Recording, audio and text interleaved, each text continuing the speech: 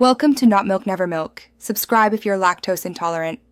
You start by verifying prerequisites, Docker installed, and a GitLab runner using the Docker executor.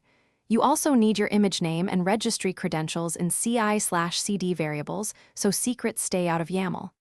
Once done, write a minimal GitLab CI iml job that specifies image, your image tag, and stages. This makes the runner pull the image instead of building locally. Make sure to test with a tiny job, first to confirm the runner pulls and runs the container. You now focus on job configuration to make the container useful. Use image to set the runtime and add services for sidecars like databases.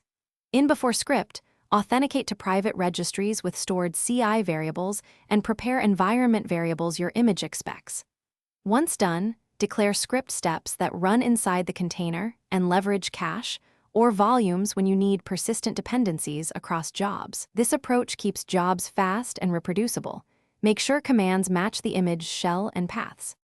You finish by running the pipeline and observing job logs for pull, auth, or runtime errors. If the job must build images, use a Docker and Docker setup with services. Docker, dinned, and use Docker, stable as the job image, otherwise push to registry from a separate build job. Once done, validate artifacts and deployment steps. If something fails, first check runner permissions, registry credentials, and network access. Those are the most common causes and usually resolve pulls or auth failures quickly. Thanks for watching. If this was helpful, leave a like and consider subscribing. See you next time.